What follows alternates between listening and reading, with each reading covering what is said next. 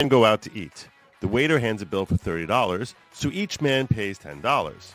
Before they leave, the waiter realized the bill was only $25, so he walks back with 5 singles. On the way, the waiter couldn't figure out how to split $5 evenly between 3 men, so he gave each man $1 and kept the other $2. This means that they each got back $1 and paid $9 apiece for a total of $27, and the waiter only kept $2. The obviously baffling riddle is, where on earth did they find such a cheap restaurant? If these sort of questions plague your mind, stick around, smash the like and subscribe buttons, and grab some popcorns.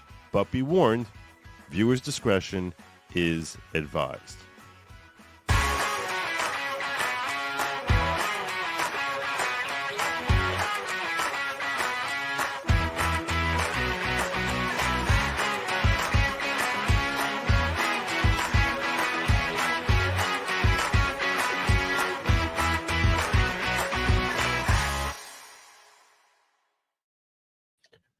Good evening, everybody. Welcome to Viewers Discretion. I'm your host, Joe Neerman, a.k.a. Good Lawgic. Hope your weekend been going swimmingly well. Sorry about my little delay here. Started a little late, then started later than late, and now I'm really late and all that other stuff. I was listening to that audio when I realized they said popcorns. And I was like, and that's just made me my brain start going off and saying, why isn't it popcorns? It should be popcorns. It should be popcorns. Wait, how many corn did you eat? How many corn did you eat? It should be popcorn. Oh, how many corns? You say ears of corn. Corns on the cup. All right. Well, this is plaguing me now. It should be popcorns. It totally should be popcorns. Yeah. I understand there are kernels on an ear of corn. I get that. We actually spent around the dinner table the other day. We spent like 30 minutes debating why popcorn pops. Like what type of kernels? Is it the type of kernel? Is it the treat? Do they treat the kernels a certain way? Do they have to be dry? Do they have to be moist? It was a whole big hullabaloo. There was a kerfuffle, and we were adamant not to use Google to find the answer. So it was like almost like we were playing that game Malarkey, where we were basically all making up different reasons as to why it is that like popcorn will pop. But if you throw it on a grill, it's not going to pop. You throw an ear of corn on the grill, it's not going to pop. That's not going to pop. So you have to distinguish like what's happening here. Well, don't use Google. If you use Google, that doesn't count. You're basically saying, I'm out. You're tapping out. You can beat this. You got this. It's in your power. You can beat it. Figure it out. But don't use the internet. Just think about it. And I have a lot of confidence in you. All right. First things first. I don't know what's going on with the leftist media. I saw this story. We'll just get this out of the way real quick here. This is a real short one. I have some funny stuff I wanted to share with you guys, and I will. But I'm going to save that for a couple hours. That's definitely. I'm definitely saving that for a couple hours. Yeah, but at least an hour. But I saw this, and I don't understand why The Atlantic is actually sharing positive stories about Trump. Way behind in polls of female voters, the GOP nominee found an audience that liked him with Moms for Liberty. And then basically this whole story about how he's wisely starting to go after women. Which I guess I should correct my phrasing. I should correct my phrasing a little bit on that one. Talk about Trump going after women. Going after the female vote, obviously, is what I'm referring to. But I think that this is a very healthy strategy for him to try and if you're not going to I want to see dominance, and I think that him reaching out to women is a healthy thing. And if he has to split like the women vote based on like, the married ones versus the single cat ladies, that's okay. But if he can make any kind of dent in the Democrats' stranglehold on women voters, I think that we can actually see the dominance that we're all hoping to see. Now, I don't want to just see a win. I don't want to see a win. I'm predicting that this is going to be a landslide. A landslide that's more significant than anything we've seen since Obama's landslide in his first election. But that's what I'm looking for. That's what I want to see. That's what the people are calling for. And frankly, even if he got that landslide, it would probably only look like he's eking out a win with all the fake ballots they're gonna have to sift through there. But anyway, so with him going after women and Mom's Liberty, Joy Reid's trying to hold the line. Trying to hold the line. Joy Reid. Oh my God! These are the bad women.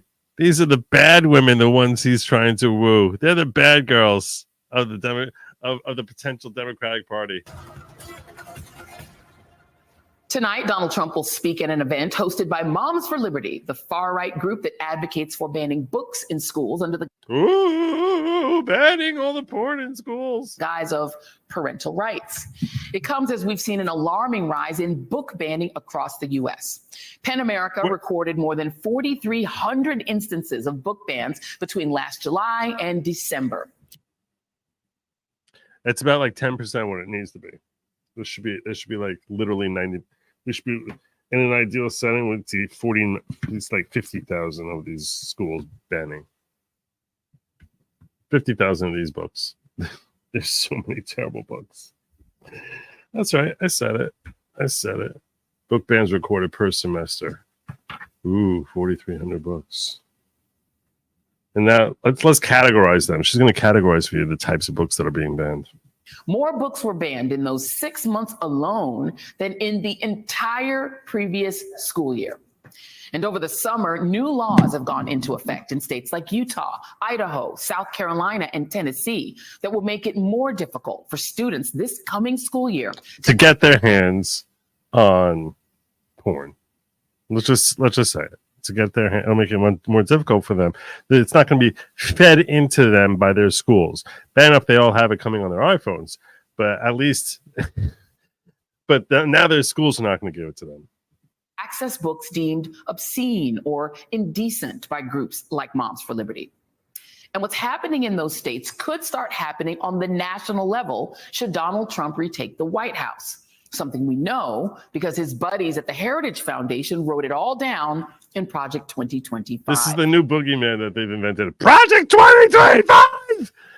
Not one of them has ever looked at Project 2025. None of them. I don't think she ever has.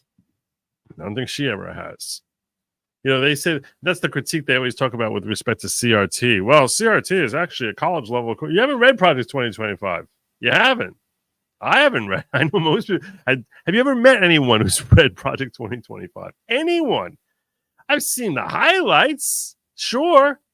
I've seen some of the highlights. Most of the highlights I've seen coming from the left. And most of the highlights that they bring up, I'm like, yeah, that'd be good. Why aren't we doing that? I don't understand what's happening. Why are we not doing Project 2025? But I understand that, their audience is probably not in the same value system that I had. They're probably not having the same cultural mindset that I have. I understand that to, some of them. What I've seen of Agenda 47, this tells you that they have nothing to attack Trump on. I mean, really, really, really nothing. Nothing. Because why aren't they not going after Agenda 47? That's at least something that he can't divorce himself from. And it's because, you know what? Agenda 47 looks pretty stinking good. Pretty stinking good. The reason you keep saying Project 25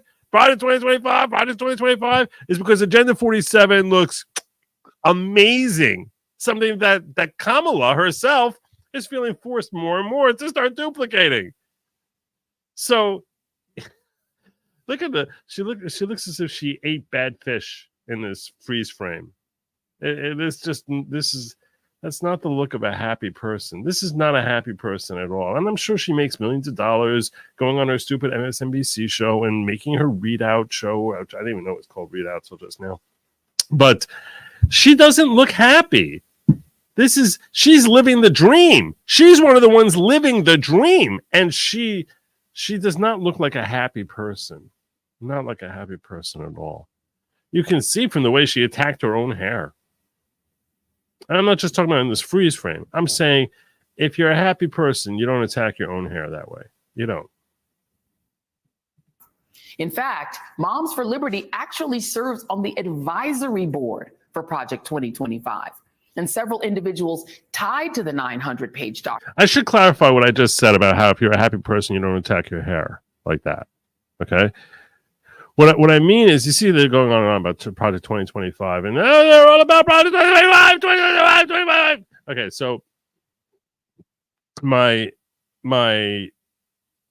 mother pointed this out to me, rest her soul, that when she would visit her mother, who lived, I grew up around the corner from my grandmother and my grandfather, both of them. So whenever she would visit, so my grandmother was not a woman who was very into, she didn't have a whole vanity thing going on with her. So, but the one thing that she would do, the two things she would do, is she would go to the beauty parlor like once every several weeks, take care of her hair, and she would wear lipstick every day. But outside that, she didn't wear like any other makeup or anything. So, and my mother, rest her soul, is the one who she told me that she always knows when my grandmother, when her mother was feeling depressed or something like that. And she said it's because she wouldn't bother putting on lipstick. She said if she's not wearing lipstick, that means that she's feeling down. And I don't think that's unique to my family or women. I think that that's part of human nature. When you're feeling, there's even a joke in Seinfeld where they talk about how when in one episode when George is wearing sweatpants, he just looks like he's given up.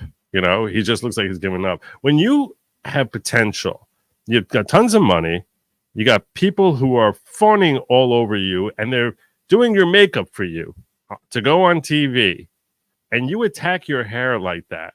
I'm sorry. That's not a stylistic, like, oh, I think this looks cool or something like that. I understand it's part of her branding or something at this point, but why? Why would that have ever been a thing for her? That's where she has to make her niche, to try and stick out. You're so desperate to stick out with the shorn blonde hair on a black woman that you think that's how you're making your mark. Really? I mean, it's pretty much the equivalent to that guy of that grave of that body parts guy who like basically tattooed his whole face and I don't know, stuck like clamps and like horns into his head to like sort of make himself look monstrous. Obviously not to the same degree. I'm not saying that. It's not the same degree. It's not the same goth type of thing. But most of us intuitively are going to try to make ourselves look pretty, look pleasing. Because if you're socially adjusted, you want people to see you, and when they see you, to respond in a positive way. This is the reason that looks have always been such a big issue for mankind going back thousands of years since Adam.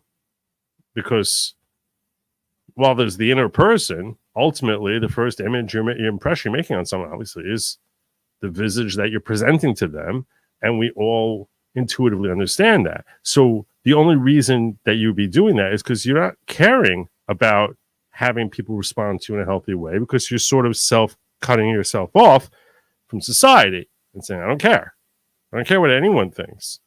So when you're seeing something like that, it's a reflection of the fact that she's not a happy person.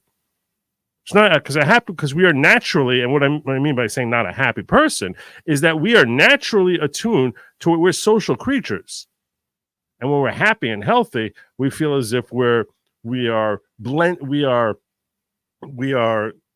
having a certain what's the term I'm looking for? Cohesiveness with society, as opposed to isolating ourselves away from society because we're just like, we don't want to deal. And that's what I'm saying is that's what that hair says to me. Well, I didn't expect to go on that side topic, but there it happened anyway.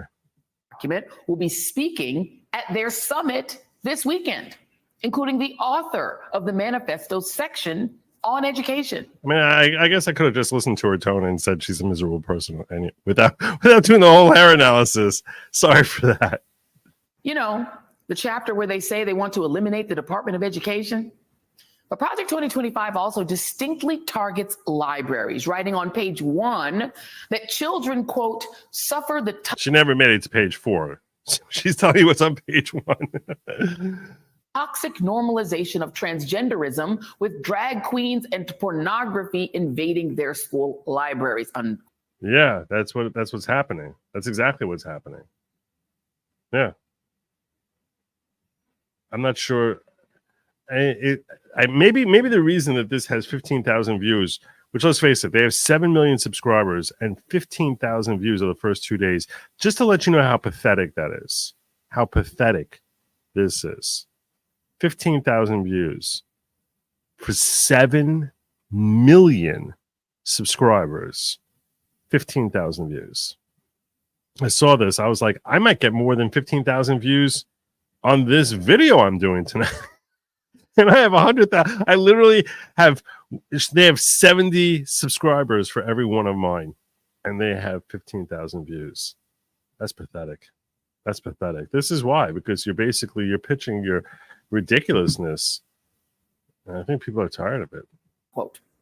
And let's just be clear. When they say pornography, what they really mean is books by Black or LGBTQ authors written for young adults that sometimes include as little as 1 page that mentions sex, sexual violence, sexuality, or in some cases, just accurate depictions of racism. But Project 2025 directly calls. No, she's not showing any examples of the books being. Of course she's not. Of course she's not, because, they'd have to, blur out all the pictures. I actually use DuckDuckGo, you must know. MSM on the horn to bring out the anti-Trumpers. They're desperate, but I think they're flailing. Did I see Kamala go after Tim Pool's an agent in Project 2025? I saw some headline where he was basically saying he's going to sue them, but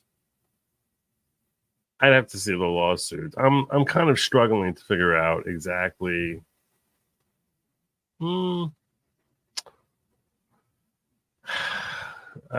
think he would struggle with that lawsuit, frankly. Joy Reid keeps looking like DJT. Yeah, I mean, a worse version. Will she show examples? No, she's not. Let's face it, not everyone. It's not even the good. All right. Every time I view 2025, I think, why is this not DJT's agenda? It's wonderful. Yeah, I'm sure. It looks like DJ Black. That's not far off. Not far off at all, Elegant. Prosecution of teachers and librarians who provide access to any books that these right-wing extremists consider pornographic, saying they should be classed right-wing extremists, as sex offenders. But Project 2020 They should be, because they're grooming little kids. They're grooming tiny little kids. They're grooming tots. They should be. You're a disgusting, awful, horrible person. I think she knows it. Maybe that's why she's so miserable. And groups like Moms for Liberty are doing in their book banning crusade is not just restricting what students can and cannot read. They're also putting teachers and librarians at risk for simply doing their jobs. People like Amanda. How are they putting them at risk? How are they at risk? Walk us through that. Jones, a small town Louisiana librarian who spoke out against censorship in her community. And for those comments, she became the target of a years-long harassment campaign. Well, now Amanda Jones has a book of her own detailing that experience and how she fought back. And she joins me next. Oh, wow. I want to see that. I want to see that. I want to see how the groomer was exposed for being a groomer. I really want to see that. But I don't have time for that tonight. And I'm probably going to forget about this in 5 minutes. So, goodbye, Dr. Jones. Dr. Amanda Jones. Goodbye, Dr. Jones. Not the good Dr. Jones, that's for sure. All right. That was the first thing I want to get out of the way. but we crossed our threshold. So I want to get to the first main story, which is not Osama bin Laden. I actually want to talk about the Arlington Scandal that came out this week. Let's hear it from NBC first, from their perspective as to like this big Arlington Scandal, this big scandal with Donald Trump. Can you believe Donald Trump's so disrespectful? He's so disrespectful. Such a terrible person, Donald Trump. Oh, it's so terrible what he did. Controversy over former President Trump's visit to Arlington National Cemetery has reignited. Vice President Harris slamming him for disrespecting sacred ground. That's what this empty-headed nincompoop says, disrespecting sacred ground. For the sake of a political stunt. She's calling the cemetery a solemn place and not a place for politics. A place that she did not visit last week. It's not like she went there on some, she was 4 miles away, but she couldn't be bothered to actually go there and do a solemn ceremony honoring the fact that she helped put them there. We lost 13 great people. It's her first time weighing in after the Trump campaign posted this highlight video on TikTok showing the former president laying a wreath in honor of the service members killed during the chaotic military withdrawal from Afghanistan. Chaotic because it was overseen by President Biden and Kamala Harris. A cemetery spokesperson said federal law prohibits campaign-related activities there. Mr. President, what do you think of President Trump's behavior at Arlington Cemetery with the visit to the fallen soldiers? I don't want to answer things. I may tell you what I think. On social media overnight, former President Trump posted a series of videos from Gold Star families we're gonna look at some of them. the Biden administration. You have been nothing but disrespectful to me and the families of the 13. We invited President Trump. We are the ones that asked for the video and the pictures to be taken. Even though the U.S. troop withdrawal from Afghanistan was negotiated with the Taliban during the Trump administration, the former president blames the Biden White House for its poor execution. Of course! Of course! Of course! Yes! Like who's in charge? Who's the commander in chief? Who does the buck stop with? Seriously. How many of his policies were ripped up on January 20th, 2021? That he made some promise to a bunch of terrorists? Now you have to keep it on the schedule? First of all, you didn't even keep it on the schedule that he set out. He actually said that it would come out months earlier. Second of all, I can promise you this, if he was in power, zero servicemen and women would have died that day. Zero. Because we saw how he threatened the head of the Taliban. You know what he did with the head of the Taliban? He basically said, if anyone gets harmed when we're pulling out, you will die. That's what he said. And then he pulled out an aerial photo of the leader's house, handed it to him, and walked out. You're telling me that guy was going to authorize some bombing of U.S. servicemen and women? No. The only reason those people are dead is because Biden and Kamala Harris have an incompetent administration. That's it. Simple. Plain and simple. So, yeah, he did make that commitment. He would have pulled out. 0 people would have died if they didn't steal the election. That stolen election cost those 13 people their lives. Joe Biden killed those young people because he was incompetent. And then they tell me that I used their graves for public relations services, and I didn't. In an interview with NBC News last week, Trump insisted he knew nothing about the video that was shared on TikTok and said the Gold Star families had invited him. You know who the families also invited? Joe Biden and Kamala Harris. Where were they? Joe Biden was sitting at a beach. Kamala Harris was sitting at her mansion in Washington, D.C. A White House official and the Harris aide deny the president or vice president were ever invited. Gabe is joining us now from outside the White House. And Gabe, this is all happening as we round the corner to the final 2 months before Election Day, with plenty of campaigning left to do. Yes, Hallie, the Harris-Walz campaign is planning a battleground blitz tomorrow with stops in Michigan, Wisconsin, and a rare joint event with President Biden in Pennsylvania. Former President Trump is also expected to hold a town hall in that state on Wednesday. Hallie? Tonight, with polio spreading in Gaza, the UN ramping up for a vaccine. Okay, so I'm watching this now, and I'll be frank with you. I didn't screen the whole thing. I only watched the first like 30 seconds. And I was like, oh, okay, this will work as far as painting the leftist perspective on this, because I watched this and I'm seeing NBC, which, you know, historically, they're left, they're deep left. And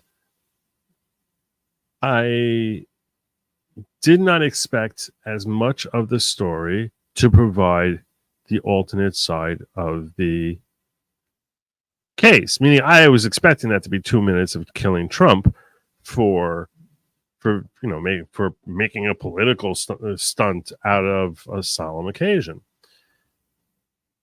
And what we are seeing more and more, it's weird to me. It's weird to me to see legacy media, even though that was moderately tilted, because they only showed little snippets of the people who were saying that they invited Trump, the parents of the fallen soldiers saying that they invited Trump and this was not a political stunt, and expressing deep anger and resentment towards the Biden-Harris administration. It's weird to me that they gave it that even-handed an approach. And it's when we're seeing that level of even-handed approach so close to the election, you're sort of left wondering what the hell's going on.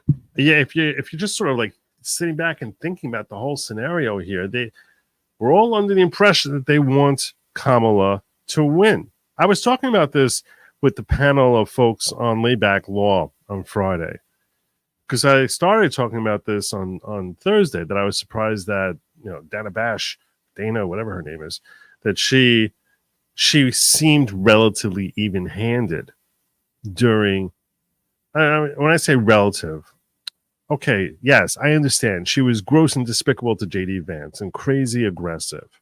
I get that. But we know that's coming. We don't expect there to be anything but pure softball questions to Kamala Harris and Tim Walz. And, you know, and then when you get deflection, that they move on to the next topic. But she didn't. She didn't move on to the next topic. She's like, you didn't really answer my question there. What are you going to do? What are you going to do? Why is this different than, well, I'll be different than your current administration. And she's asking her questions that were clearly, you know, something that vapid Kamala was not prepared for.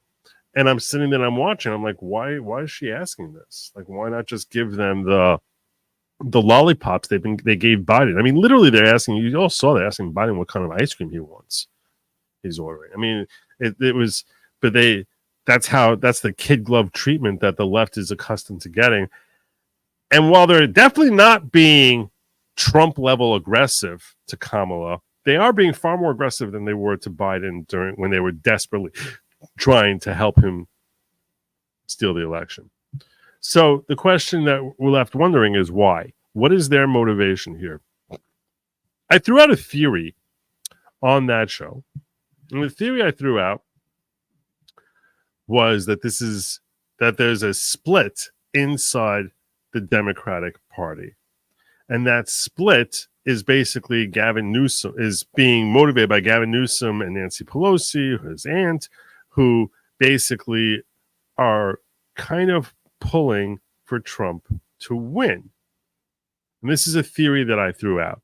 That basically, if you're Gavin Newsom, in your heart of hearts, you definitely want to see Trump win this election. Hands down. You do not want Kamala to win. Understand this. None of them actually believe any of the stuff they say.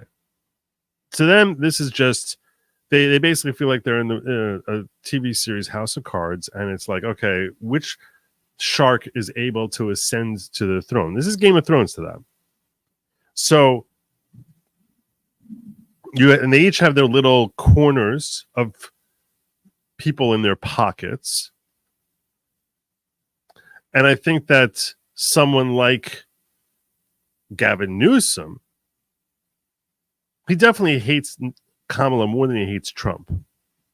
Because to him, Trump is not in his way. Trump is not anything to him. He doesn't care about the nature of the country. He doesn't really believe Trump is a threat to democracy, even though I'm sure he'll tell you that he is, because that's just the speaking points that they're all compelled to spit out. But I don't think that I think he probably hates Kamala a lot more than he hates Gavin Newsom on a personal level, than he hates Donald Trump on a personal level. And I also think that to Gavin Newsom, Kamala is an obstacle.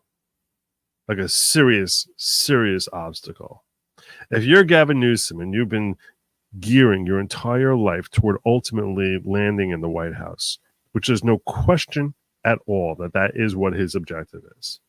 There's absolutely no question that his objective is to land himself in the White House, and that he looks at himself as someone who's been fashioned and molded into a future president.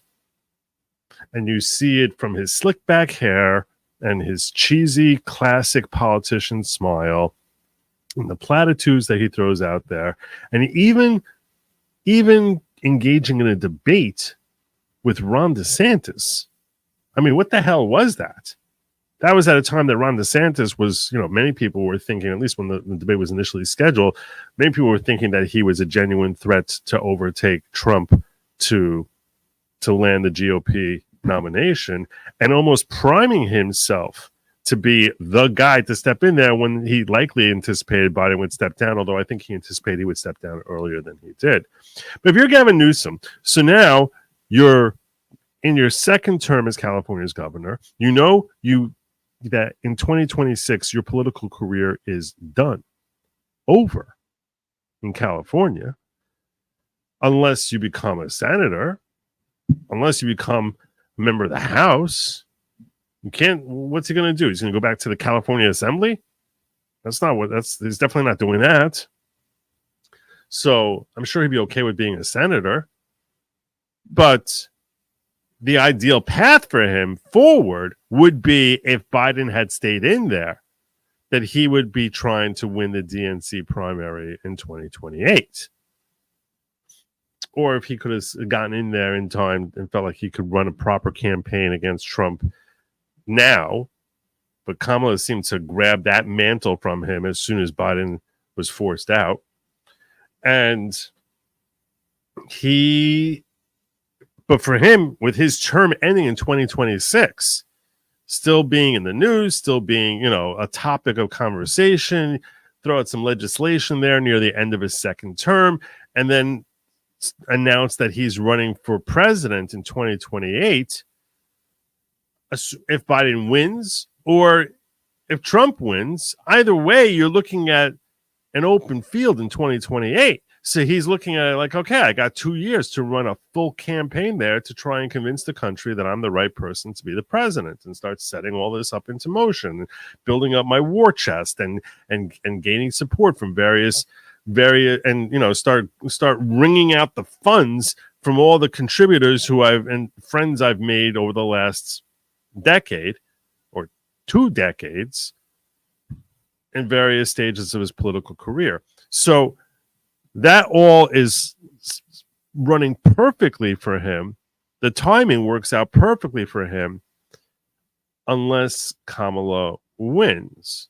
Because if Kamala wins, now she's obviously running for re-election in 2028, which means that the earliest he could possibly run would be 2032, which that would be a 6-year gap between the end of his governorship until he's trying to become president. That's a long time.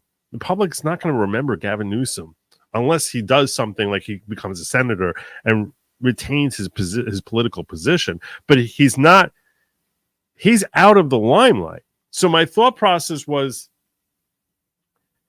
if I'm Gavin Newsom, meaning I have a natural and unsettling. That would mean a few things. It would mean I have a natural and unsettling attraction towards people I should not be attracted to. It would also mean that I'm a loathsome scumball with a lot of money and self misery. But he is sharp. He is a sharp politician, and he knows he can't directly attack Kamala because, you have to be walking the party line, and directly attacking her would be terrible for the branding and potentially expose himself. That's not what politicians would do. That's not what Nancy would do. No, it's all about machinations and manipulation. And I think that whatever influence he can have to urge various legacy media to be a little more aggressive with Kamala and help expose all the warts on that witch's face, that I think that it's more that he's certainly behind the scenes would likely be encouraging and rubbing whatever connections he can to push them to, hey, maybe we should try and run this as even balanced as he can. That doesn't mean that everyone's going along with it, because I think that there's a lot of different houses and alliances in the house of cards that is the Democratic Party. You got your progressive wings. I think probably amongst the classic Democrats, I think that there's probably different divisions there. I'm sure relationship is strained between Biden and Obama. Lord knows where the hell Obama falls on all this. I don't know what Obama thinks about Nancy, frankly. But and where Chuck Schumer falls in all of this, who the heck knows? There's no way to know. They're going to all tell us what you expect them to tell us. They're all going to tell us what you expect them to tell us. The Kamala's great. She's the second coming, and and Biden belongs on Mount Rushmore because he passed the infrastructure deal. Like, who the hell even talks about a deal, an accomplishment, before we actually see it go into effect? I mean, it doesn't even make any sense. It makes no sense at all. I look back at the FDR's New Deal from the 1940s, and there's still massive arguments as to whether that was a positive thing or a negative thing. You're sitting here telling me that this is some sort of accomplishment? Really? Really? Okay. All right. So I sort of, when I see NBC News actually presenting the other side of the story, to me, it just makes me have all these different questions as to what the hell is happening in the Democratic Party. Because I think that legacy media give us indications as to what's happening without meaning to. But you want to talk about the hypocrisy that we get from the left. I'll just share with you a few things here. Laura Loomer, whose star is rising. Well, I'm not sure if that's a blessing or not. Maybe it is. Who knows? Responding to Kamala saying, as vice president, I've had the privilege of visiting Arlington National Cemetery several times. It's a solemn place, a place where we come together to honor American heroes who have made the ultimate sacrifice in service to this nation. It is not a place for politics. And yet, it was reported this week Donald Trump's team chose to film a video there, resulting in an altercation with cemetery staff. Let me be clear. The former president disrespected sacred ground, all for the sake of a political stunt. This is nothing new from Trump, blah, blah, blah, blah, blah, blah, idiocy, stupidity, etc., etc. Laura Loomer said, hey, you stupid brain-dead lying witch. Isn't this you and brain-dead Joe Biden making a video of yourselves at Arlington National Cemetery? Whoops! If you're not allowed to film, why were you posing the cameras and all glammed up? They're a hypocrite and a liar. I need to hear more from her, whatever the short moment. Let's check out. This is quite the photo op there. Quite the little photo op. Here we are, paying tribute to our fallen.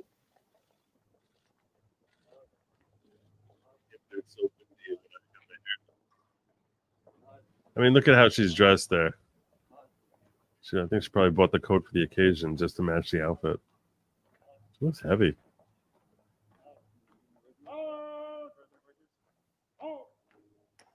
Yeah.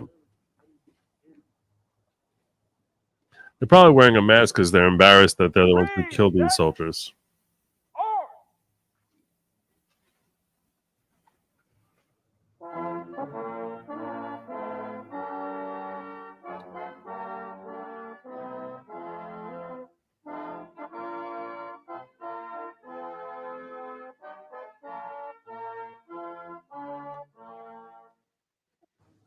All right.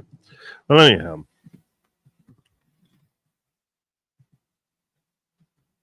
I had thoughts, but I don't make jokes during the playing the national anthem. Of note, Brave and DuckDuckGo use Google results, but they're lower quality results on purpose. You get is more anonymous searching, but results suck. Interesting. I did not know that. Biden pulled out late with a plan and ended up being F holding the ball. Yeah. And then I was on with George the Giant Killer today, or Giant Slayer. I don't know. I still can't figure out which one it is. But he has a great show, phenomenal panel, and he gives me an opportunity to interact with folks who are like, I want to say, a step more famous than I am. I've talked about tiers. So I'm an E tier. Usually most of them are D tiers. So anyway, and really interact with folks who I kind of want to meet and like just, you know, pick their brain over various topics. So I urge you guys to check that out. I actually got to spend some time with Mr. Reagan, who, and I told him off camera afterwards that he was one of the two people who influenced me to actually create my channel. And he seemed genuinely tickled by that he had that influence. I was like, yeah, I have 100,000 subs now, and I only started this because I saw you and Viva. And I was like, I could do what they're doing. I could totally do what they're doing. Isn't filming a public park, publicly owned land, or public cemetery protected under the First Amendment and an unconstitutional edict isn't valid law? I don't know. I don't know. There are time, place, and measures. There are time and place elements that can affect your First Amendment rights. The Supreme Court has upheld time and place standards that affect it. So I don't know. I saw some clowns talking about going after him criminally because they're just idiots. But it was when Biden ran in 2020, it felt like elder abuse if they pushed him hard. Kamala is young and so cannot softball her. I don't think that's it. I disagree with you on that. I don't think that's it at all. They were very kind to Obama also. He was young. No, I think it's they. I think that there are tells. There are tells as to how much they like or dislike someone. I don't think that's it. I respectfully disagree. Newsom has a personal relationship with Trump because of Don Jr. and Kimberly. Maybe. You seem to be agreeing with what I was saying. I wasn't even saying it from the fact that he likes Trump. I was saying it more from the fact that I don't think anybody likes Kamala. I don't think anyone who spent more than an hour in her presence likes her. I think that she's probably an easily detestable human being. I'm mad at you, Joe. So we know about your cheesecake worth $50, but you never mentioned rugelach. Oh my God, I'm obsessed. Most delicious pastry ever. It's funny you mention this. It's funny you mention rugelach. I don't know what flavor rugelach you tried. The most common one is chocolate. People have cinnamon. Personally, I think vanilla is the best. And I happened to stumble on a bakery in the Catskills this summer, which is a new bakery called Tom Eden that makes the best rugelach I've ever tried in my life. Like so soft, like really good. It's basically, if you're wondering what it is, it's like a sweetened pastry that's rolled up. Kind of like, just picture like a chocolate croissant, but much smaller.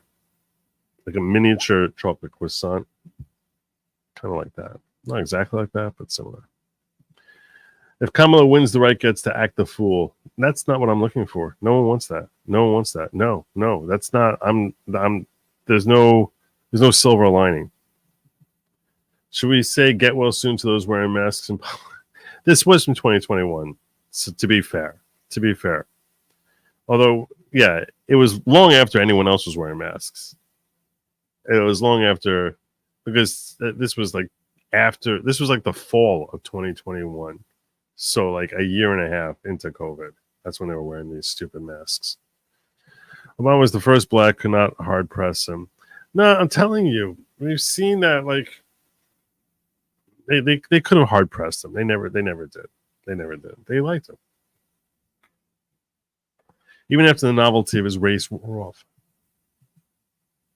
They never impressed him at all. Never. In 8 years. No, forget 8 years. Forget about 8 years. In 16 years, they've never pressed him. You never see hard questions thrown at Obama. Oh, that's what. Oh, okay. All right, I went over my head, brother. Anyway, so I just want to share with you a few clips here of folks who are parents of the fallen, because they deserve our time. My name is Darren Hoover, and I'm the Gold Star father of United States Marine Corps Staff Sergeant Taylor Hoover. Kamala, I want you to understand, and I know Taylor Hoover was one of the 13 fallen. It will be difficult for you because you lack empathy and basic understanding. The events that happened on August 26, 2024, with President Trump at Arlington National Cemetery were solemn and in keeping with the reverence and respect that is given to all members of our military that are buried there. We invited President Trump. We are the ones that asked for the video and the pictures to be taken at the Tomb of the Unknown Soldier. This was a very solemn wreath laying in our son's name, along with the Sergeant Nicole G family, as well as two of our catastrophically injured military members that were there on that horrific day in the honor of our Abbey Gate 13. We then moved to the gravesite where our children are buried. Again, we asked the Trump team to take the videos, take the pictures of our time there. President Trump then laid a wreath at the graveside of Army Staff Sergeant Ryan Christian Canals. There he talked to both his mother and father. President Trump then moved to our son's grave, where we were surrounded by our family and friends, where we talked about Taylor and his sacrifice to this country. Let me be clear. There was no politics discussed, none whatsoever. There was also not an assault that we observed take place, or did we hear it? I don't know where this is coming from, but it's disgusting and gross.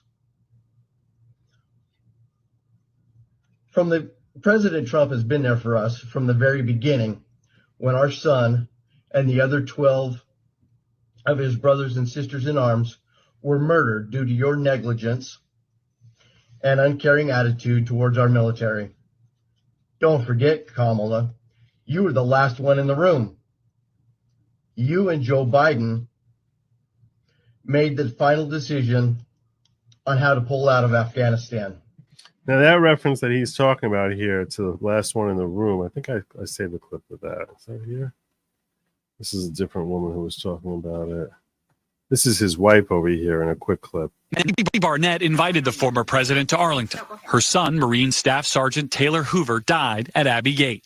What would you say to people who may be pro-Trump, anti-Trump, whatever their politics might be, who just feel like that's not a place for politicians or for politics? I would have to say, are you in my shoes? I invited him. My son was murdered under the Biden-Harris administration. Barnett invited the former president to Arlington. That's pretty succinct right there. I'll tell you right now, you want to know why it became a scandal? It became a scandal as a cover-up for the fact that why is it that they're inviting Trump there and not Kamala and Biden? Because it's pretty humiliating. Now, Kamala and Biden were actually, from what I understood, that's what my first thought was, but I actually learned that Kamala and Biden were invited. They just decided not to attend. But then after the fact, that looks pretty bad for them. Then why are you not taking 10 minutes out of your day to actually show respect to the fallen. We're sitting here going on and on about how, Trump doesn't care about the troops and he calls them losers and victims and whatever. And he's always disparaging the troops. And here it is that he's the one who's actually taking time out of his campaigning to show support to the families of these victims. And Joe Biden is off in Cancun or whatever his stupid vacation was, and Kamala was busy off campaigning, and there he was. So what are you doing? Now, maybe the reason Kamala wasn't there is because she felt like maybe she figured that, whatever voters she's going to ring out,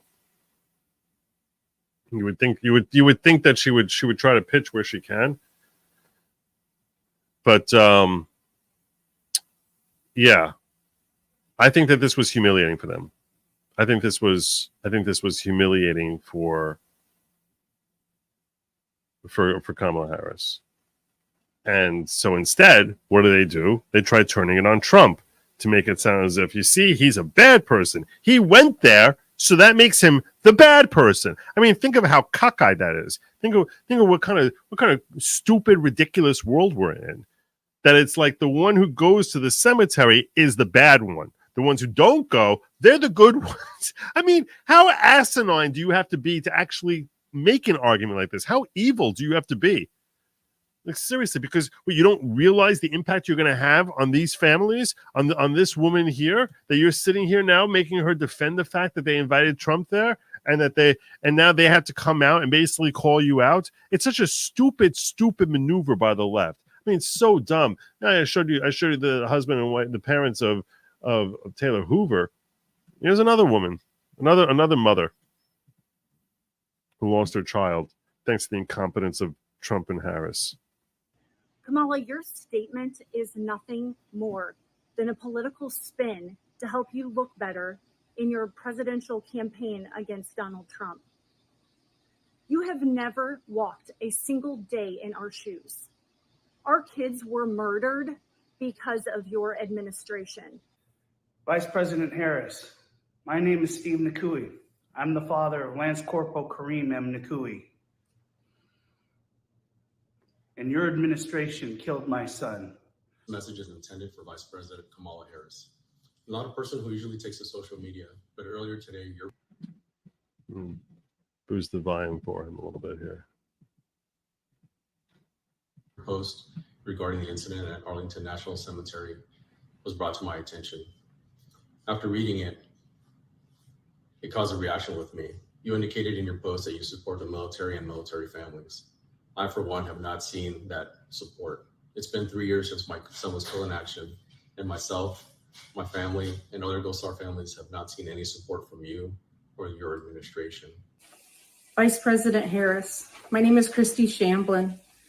My daughter-in-law, Sergeant Nicole Leanne G., was killed in the Afghanistan exit at Abbey Gate on August 26, 2021. This year, for the 3rd year anniversary of her murder, we welcome President Donald J. Trump to Arlington to lay a wreath on the tomb of the unknown soldier with our family and to visit Nicole graveside. President Trump and his team were respectful. They listened to our stories and didn't talk much at all. I mean, think about how heartless these damn politicians are, that because they're embarrassed by Kamala's failure to take 10 minutes out of her day to show any respect, because they were invited, that they're embarrassed by that they end up putting these families through more pain. First, they kill their kids. Now they put them through more heartache. Oh, awful, terribly evil people. Welcomed them that day, and they were comfort to our family. Vice President Harris, I ask you, why won't you return a call and explain to us how you call my daughter-in-law's death a success? Vice President Harris, my name is Jim McCollum. I am the Gold Star father of United States Marine Corps Lance Corporal Riley McCollum, killed in Afghanistan, August 26, 2021. Your recent remarks related to Trump's visit to Arlington are filled with nothing but lies and deceit. This is Mark Schmitz, Gold Star father of Marine Lance Corporal Jared Schmitz. Here we are on a beautiful holiday weekend day I got to stop what I'm doing, spending time with what's left of my family, to address a heinous, vile, and disgusting post put out by Kamala Harris. Kamala, I want you to understand, and I know it will be difficult for you because you lack empathy and basic understanding. The events that happened on August 26, 2024, with President Trump at Arlington National Cemetery were solemn and in keeping with the reverence and respect that is given to all members of our military that are buried there. We invited President Trump. We are the ones that asked for the video and the pictures to be taken at the Tomb of the Unknown Soldier. When President Trump went and paid tribute and paid his respect in Arlington for our kids, it was not just the ones buried in there. It was for all of our kids. And it was an invitation that the families actually extend to him. And it's not the first time that he actually like meet with us and share time and with our families. And you are partly to blame for that as well.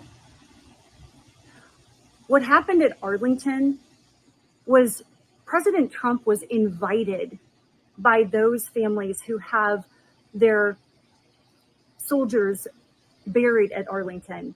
They were invited there as a friend, as somebody who has taken the time numerous times on numerous occasions to hear as an actual leader rather than a leader in name our stories, to speak our kids' names, and to help us get some accountability from your administration, because in over 3 years, we have gotten nothing but more and more lies.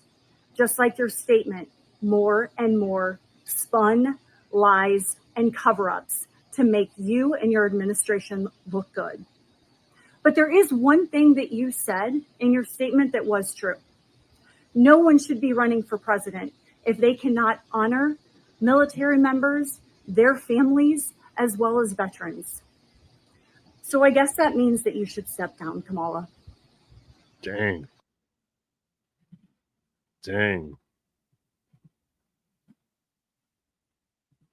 Kamala, your statement is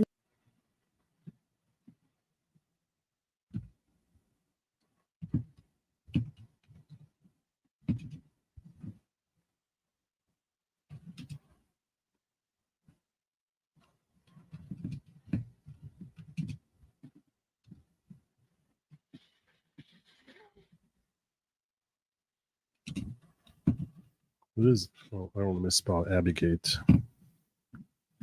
Let me make sure I'm getting that right. Give me a second.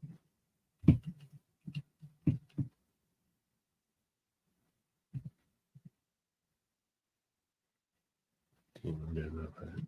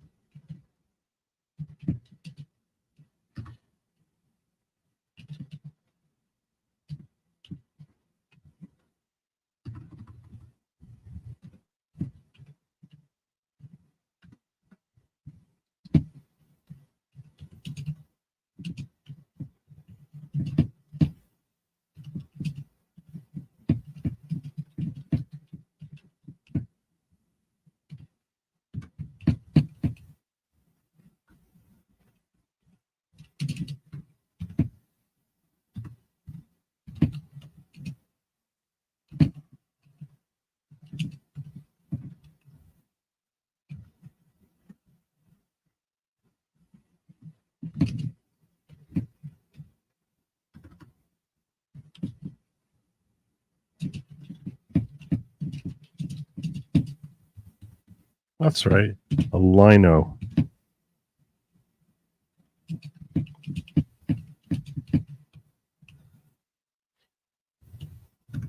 Hashtag lino.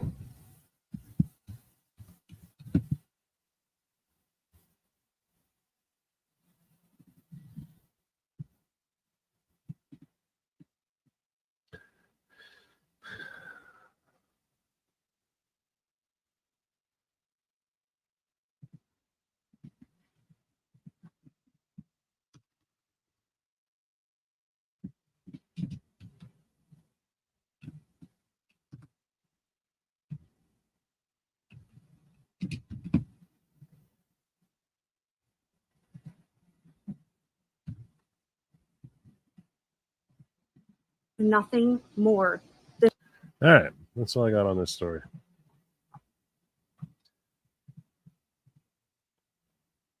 Joe, don't get mad, Harris Brown. We know what they are. Save that for the press who have no shame when it comes to covering up for Dems' deep state. But here's the thing is that they're not covering up the same way that they used to. That's what I was asking about earlier. It's a little weird. It's a little weird. But yeah, I think Been a political spin to help you look. It's a little weird that I think with respect to that, I think that there's fracturing in the Democratic Party.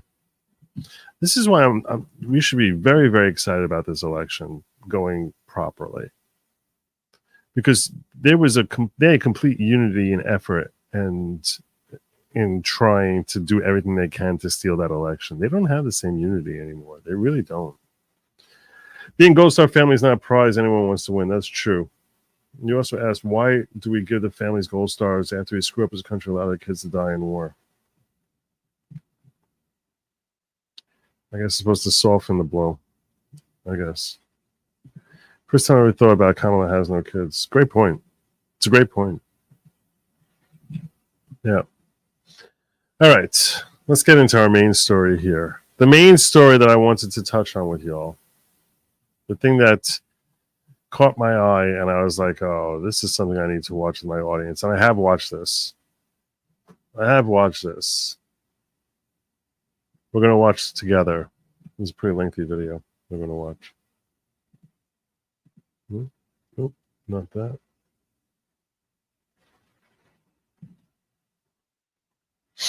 Wait, was this the last thing I wanted on this story? There was one last thing. This was Tom Cotton.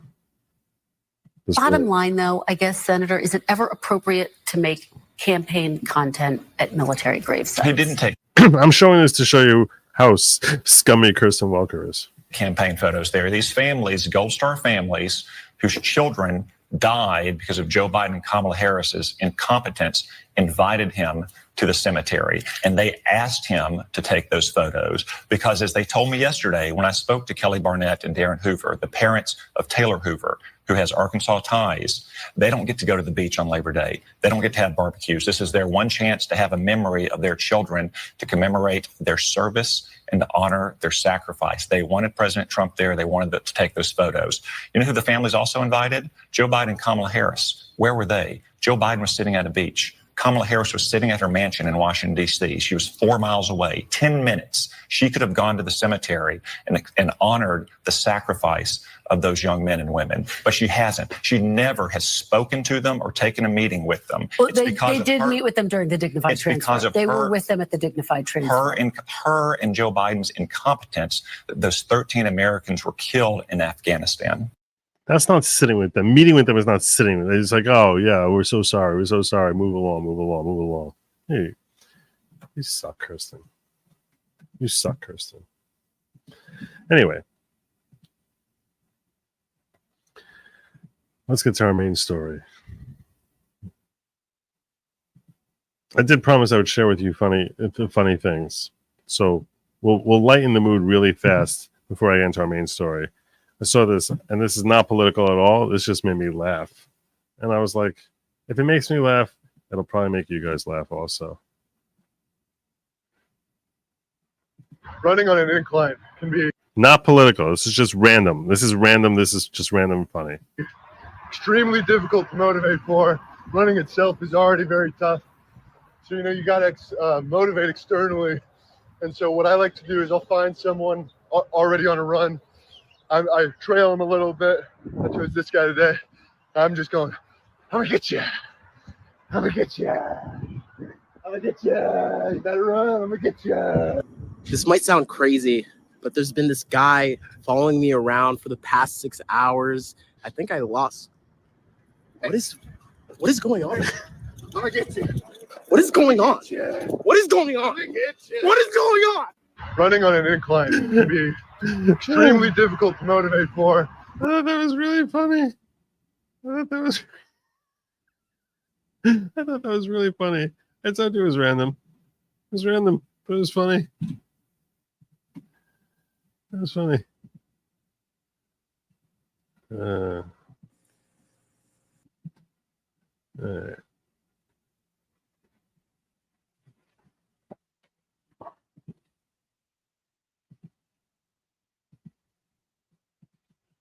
Where are you? Come on.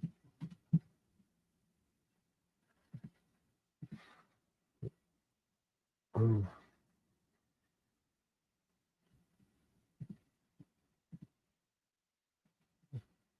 Yeah. Where are you? Where are you? Where's my main video? My main video. Where'd you go? Where'd you go? Here it is. Okay.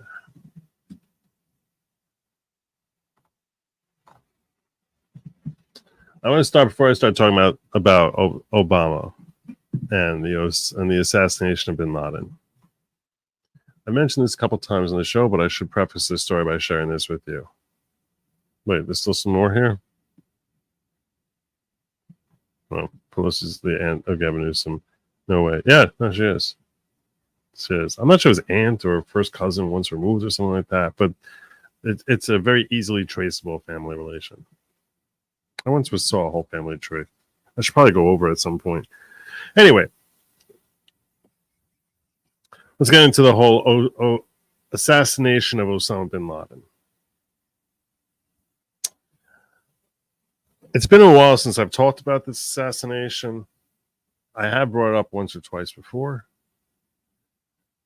But before we start watching this, I want to share with you my thoughts about Osama and the assassination of Osama, going all the way back more than a decade now. When this story first came across my screen, and Obama was announcing that they got him. They got him. My thoughts were, I don't believe you. I don't think it's true. Famously, they got him. Wouldn't show us any video of it at all. Wouldn't show us his body. Said that they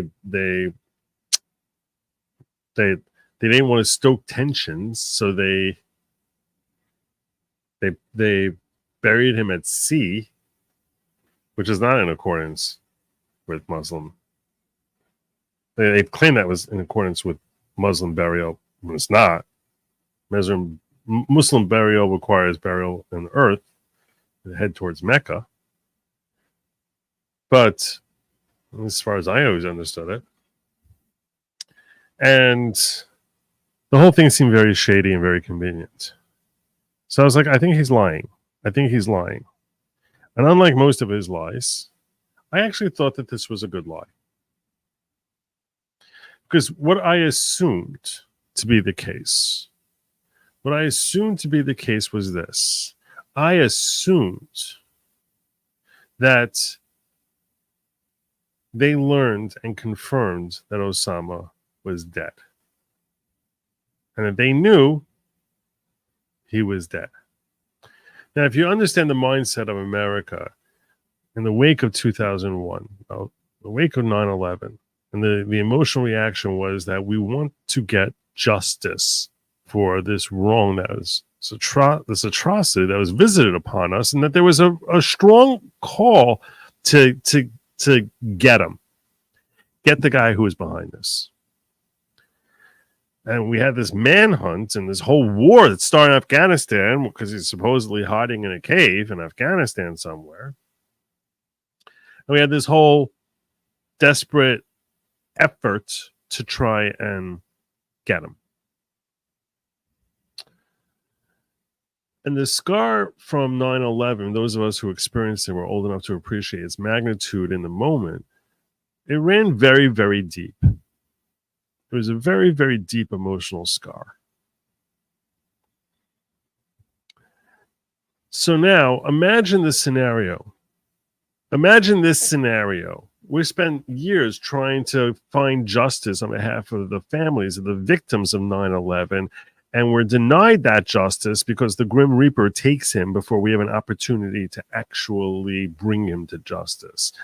That, to me, would leave a deep scar which would never really go away. So I sort of looked at it as like, imagine, I assume he's dead. We know he's dead, but America now feels cheated out of that justice. So what does Obama come along and do? He creates and orchestrates this whole elaborate staging of assassinating Osama bin Laden, which has there are multiple ramifications of that little show. But the most obvious one is this helps America feel as if we got our justice. This guy killed thousands of Americans on American soil, reckless disregard for human life, for no other, as a pure personification of evil, and at least we got him. And if America and Americans who suffer as a result of that tragedy to this day can feel a sense of satisfaction that justice was visited upon Osama bin Laden, that is a kindness for those families. So I said, okay, I don't believe he actually did it. I don't think it actually happened. I don't think that we were involved in putting him in the ground. But I do think he's in the ground, and I do think that this is a sort of healthy lie. It's a healthy lie in the sense that now the families of these victims feel some sense of peace that we got justice.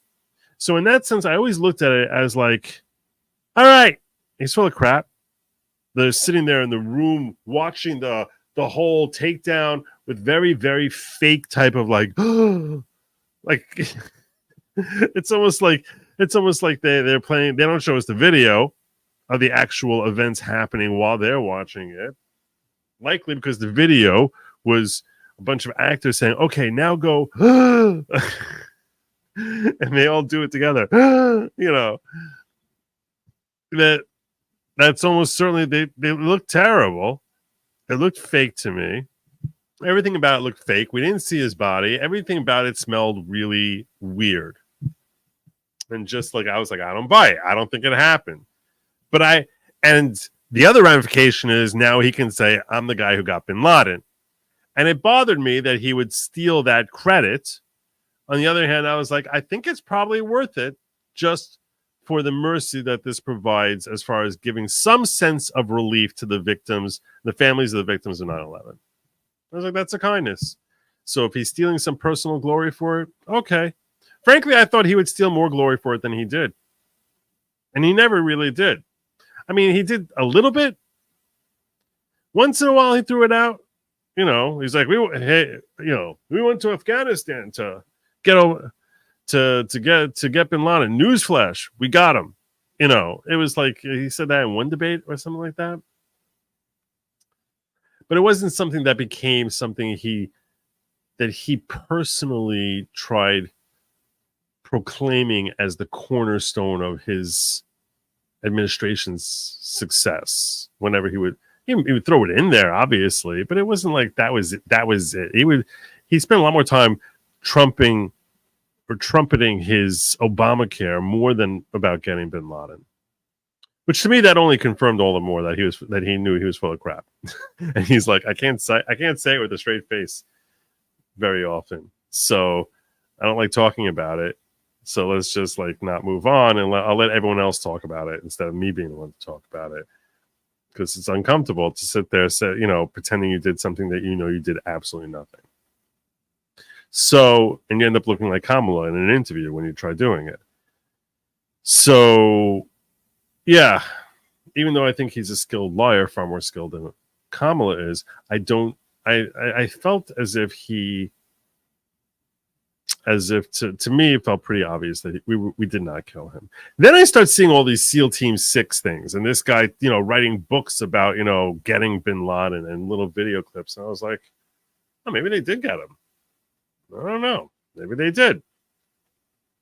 And actually, it's only over the last couple of years that I started really thinking, maybe. I don't know. This SEAL Team 6 guy who's sitting here talking about, being the one to put the bullet in Bin Laden, telling the story over about how they knew that there was one guy and he had to get past this guy and then you would have a clear shot at him. I was like, maybe. I don't know. I actually saw that I think a couple of weeks ago. I was like, maybe they did. Who knows? Maybe I was wrong on my theory. Maybe my theory is wrong. It's possible. And then just like shortly thereafter, all of a sudden today, not just today. Like when I say today, I mean September 2nd, not September 1st. I stumbled on this after midnight. I started watching it, and I was like, wow, I need to watch this with my audience. We need to watch this together. It's a 30-minute video breaking down that there are whistleblowers now who are providing mountains of evidence that the entire assassination of Osama bin Laden was staged, not real. So we're going to watch this together, and I'll get your thoughts.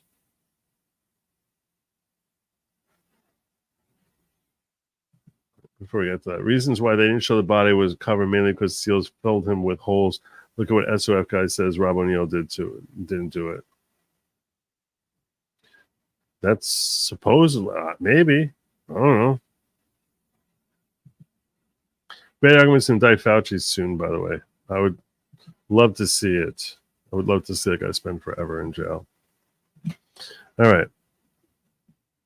Unconfirmed report of extreme cover-up of SEAL Team 6 fake assassination of Bin Laden by Obama, Clinton, and Biden.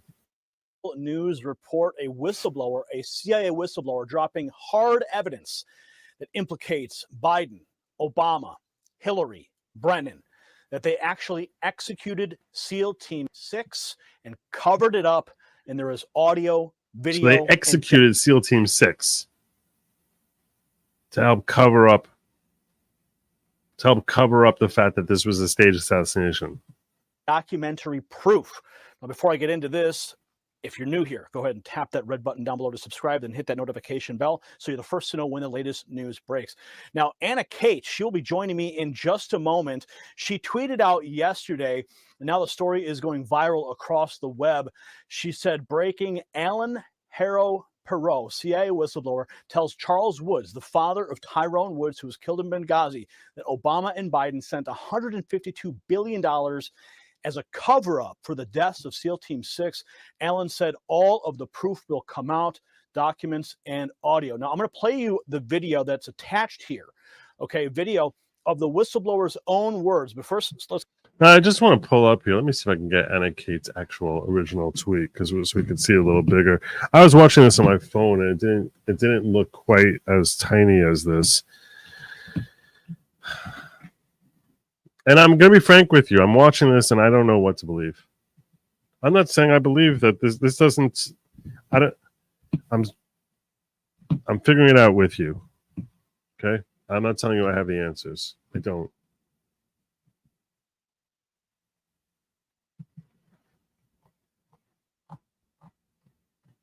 So I want to see if I can find. I can't find that.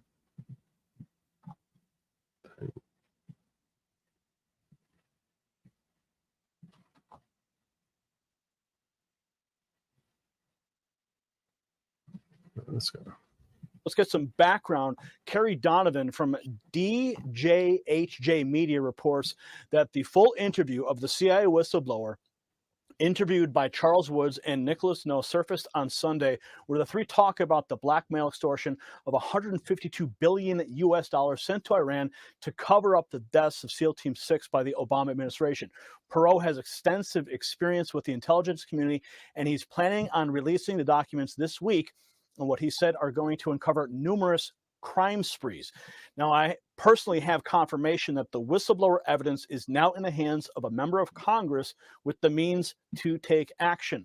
And Perot said, of the evidence, a heavy price has been paid for what we are uncovering, and millions of people want to see the truth has to come out.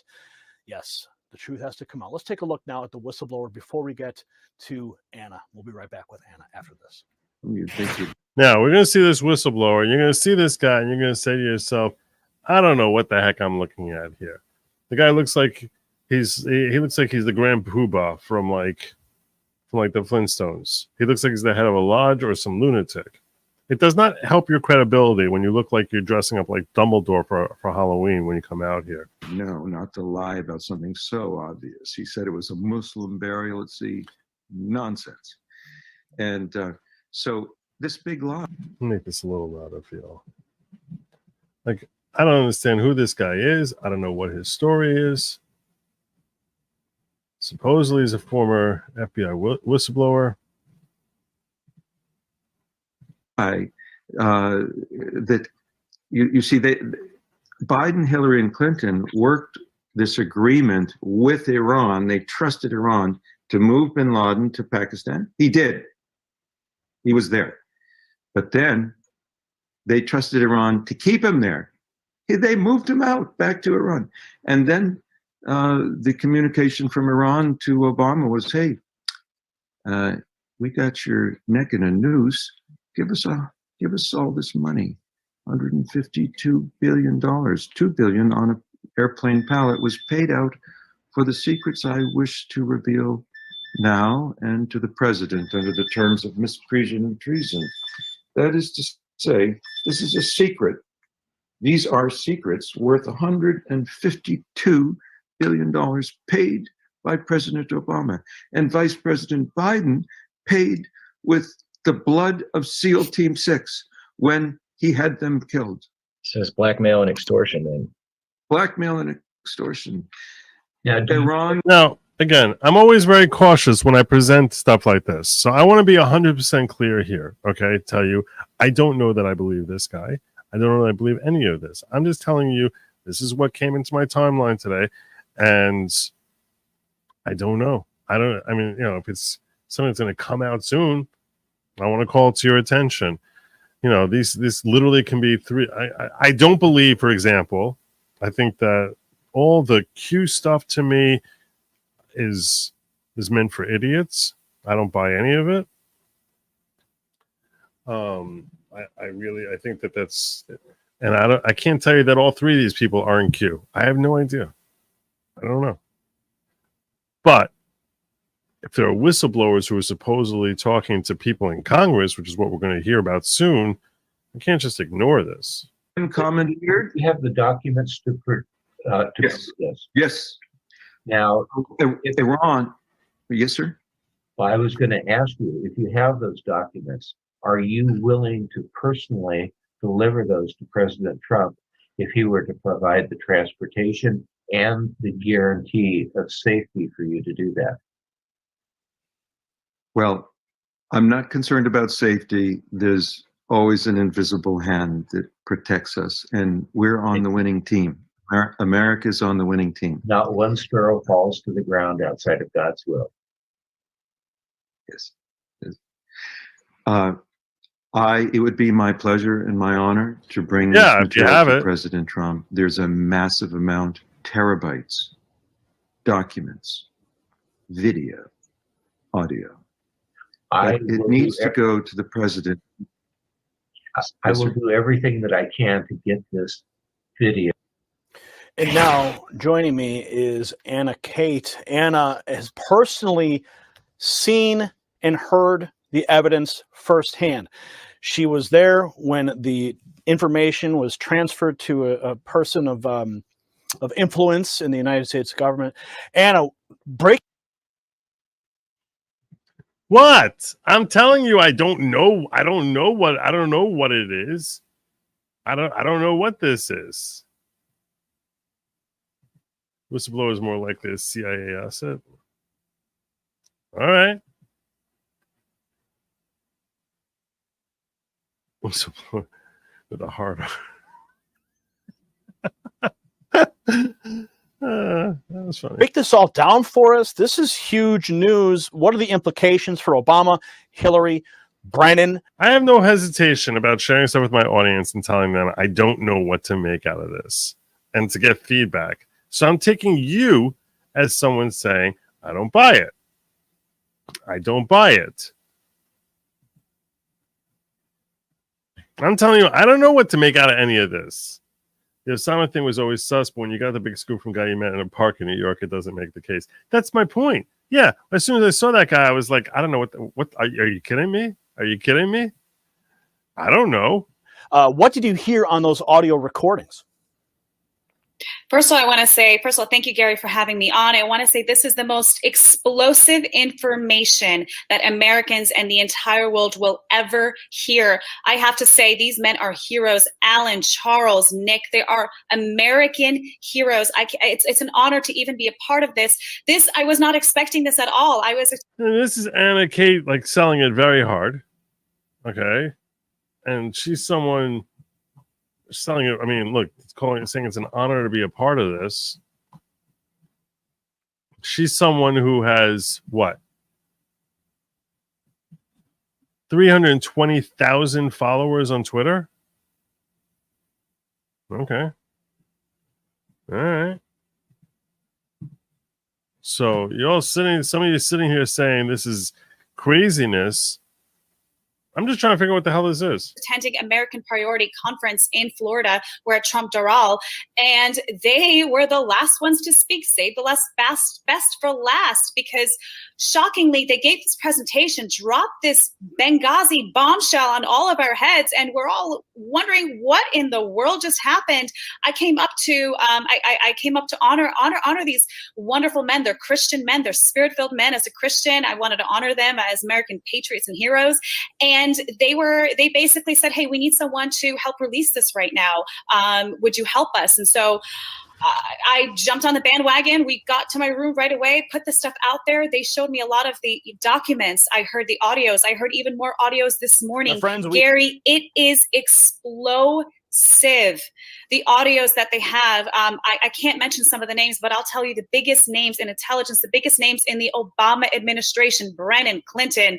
There's so much. It ties into Joe Biden. There is so much here. What this administration has done is absolute treason. Now, we all know, and not all of us actually in America are aware that some. All right. Now, I'm going to just pause this here. Let me just slow. I want to slow my roll a little bit here. Slow the roll a little bit. This was shared with me, a bigger version here that was shared by 0FUX.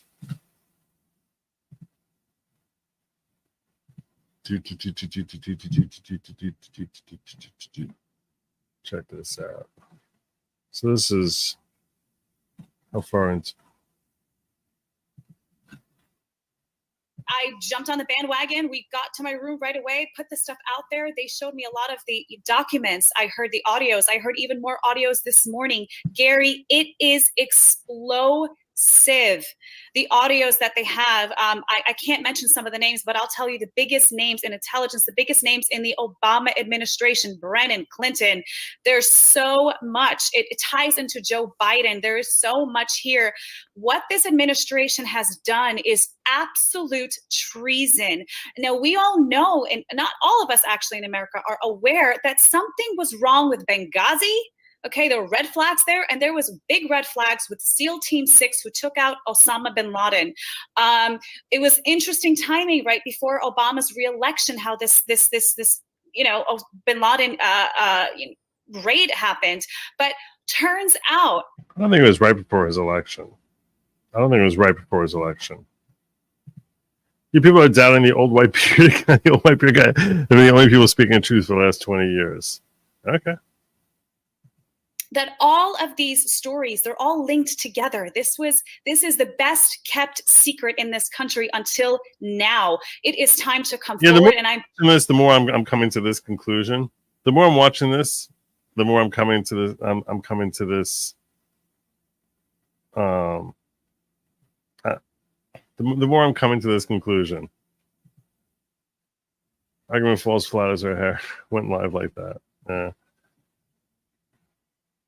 I'm so blessed that this man, Alan, who has an extensive history in the Middle East, over 20 years working intelligence in the Middle East, who, regrets some of the things that he has done, but has come forward as a Christian saying it's time to release this information. He has thousands of files, thousands of documents that are in the hands of these whistleblowers. So it's a team effort, and a lot of media sources have this information. As you have said, a congressperson has received this disc last night. I was there. It happened right in front of me. We're about to see some explosive things surface. I'll tell you a little quick preview of what it's about. Obviously, you have Nick No, who is a Benghazi whistleblower who reached out to Charles Woods after his son died in Benghazi. He was a sniper up on the roof in Benghazi. His father, Charles Woods, never knew what happened to Tyrone Woods. He was lied to by the Obama administration, telling them that they have done everything that they could to protect those men, which was a bold-faced lie. They did not. And Alan, So anyway, this goes on and on. But I'll tell you right now, this came across my feed, like I said, I don't know, an hour before I went live or so. This lady's the reason guys make up stories in bars. Yeah.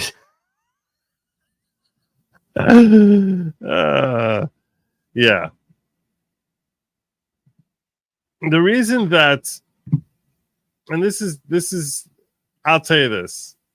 I'm not buying this. I don't think this goes on and on. The more I'm watching it, the more I'm like,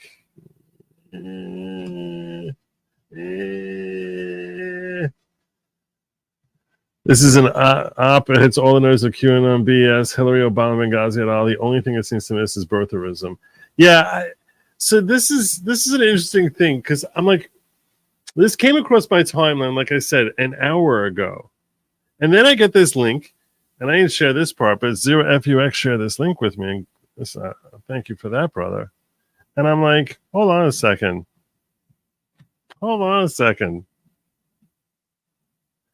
is this coming across my timeline now?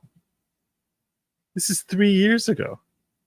Have we seen any of this evidence yet? No. We haven't seen any of this.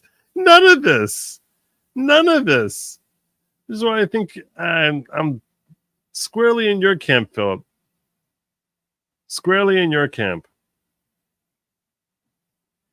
I haven't heard anything.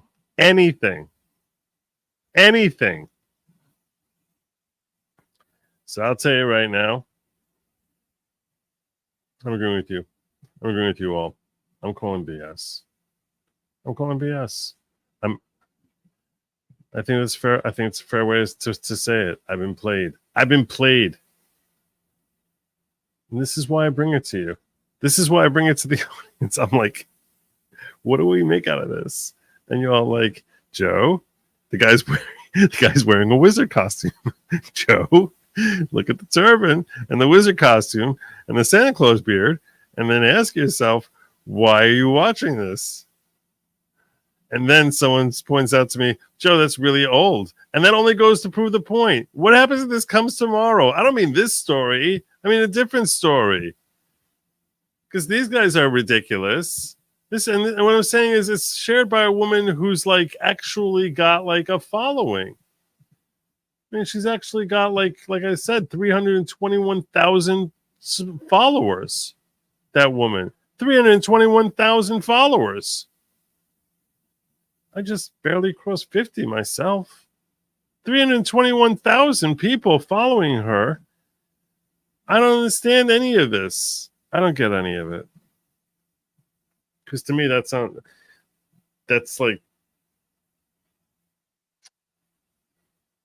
3 years In 3 years, we would have heard something. We would have heard something. Something would have come. I just got a feeling something would have popped. Come on, hit me. TLDR. Osama wasn't killed by SEAL Team 6 and Obama covered it up by killing one of, if not the most elite teams in the U.S. military via extortion 17. Give me a break. I recommend you start research at Sean Ryan Show. I still don't think we killed him. I still don't buy it. I don't think they have it. I don't think they have the evidence. I don't think they have anything. It's still like, that SEAL Team 6 story. It's a good story. Could be. But I'm gonna stop that there, and just say we need to be alert. We need to be alert for stuff like that, because this is the time. This is the season. This is the season. We're coming into election season. This is the season. This is the season when stuff like that just starts popping up everywhere. Some of you might remember we saw it in December 2020 with the whole, unleash the Kraken crap. And this is crap. So I think first things first is if we see someone in a long flowing blue moon robe, that you just sort of say, I'm gonna wait for someone who looks like he doesn't sleep in a tent to break this for me. Someone who looks as if, okay, touche. She used to be sane.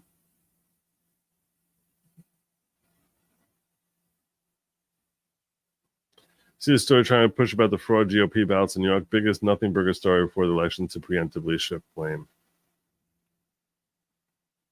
Yeah.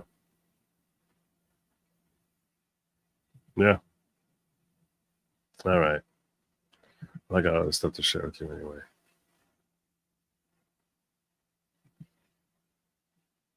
Not a lot. Not a lot.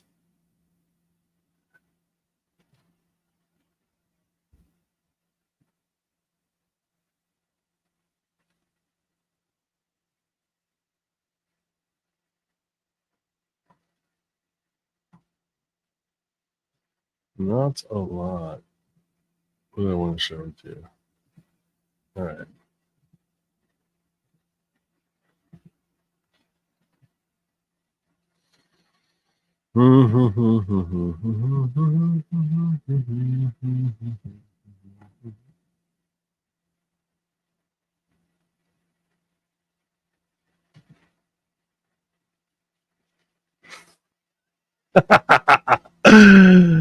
$320,000 followers. I understand Candace, I think Daily Wire broke Candace's brain. So I think they really broke her brain. All right. I'm going to share with you all a couple of things that just amuse me, and then I'm going to send you on your way. And we'll try again tomorrow for actual news. OBL being within 5 miles of Pakistan's largest military base only proves that we invaded the wrong countries after 9/11. Yeah, well, that's almost certainly true. I'm still not sure why we were in Afghanistan if he was in Iran or Pakistan or any of that stuff. I don't know what the hell we were doing. The massive voter fraud in New York was just 23 ballots for the GOP primary for city council, and the guy lost with less than half of the votes of the Democratic winner. Yeah, I know, but it's fraud. Massive fraud. They're just like us. We need to cheat back. All right.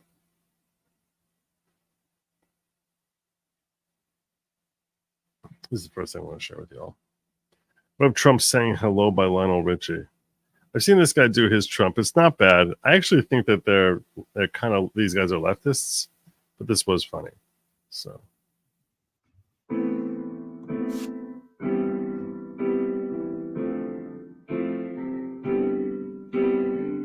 You're being very rude, very rude. Oh, come on, let's go. Let's do this a little louder.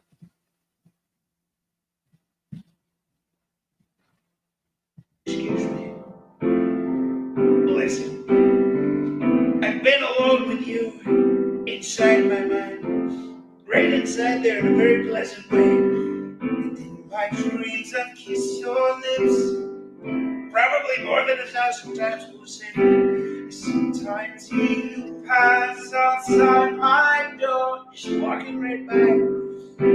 Hello. Let's get real. It's definitely me you're looking for. Why else would you be here? Because I've seen it in your eyes.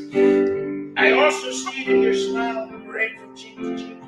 You're all I ever wanted, nothing more. And my arms are open so wide, the widest.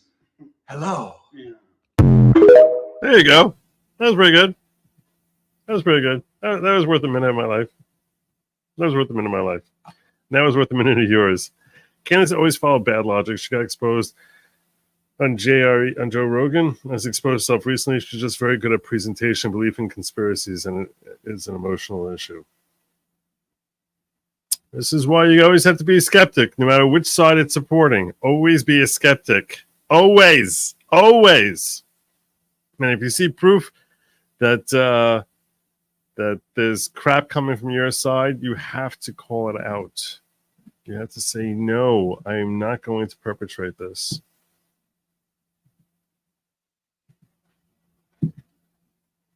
This I thought was actually pretty genius. This is, if you know, you know, and if you don't, you don't.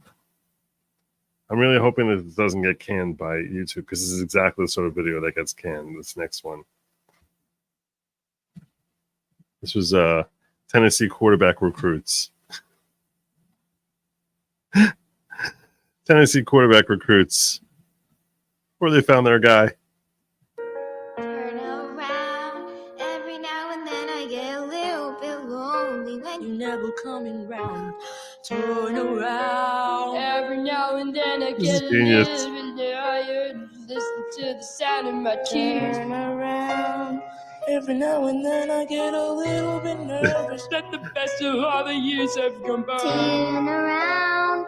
Every now and then I get a little bit terrified, and then I see the look in your eyes. Turn around, fight, eyes.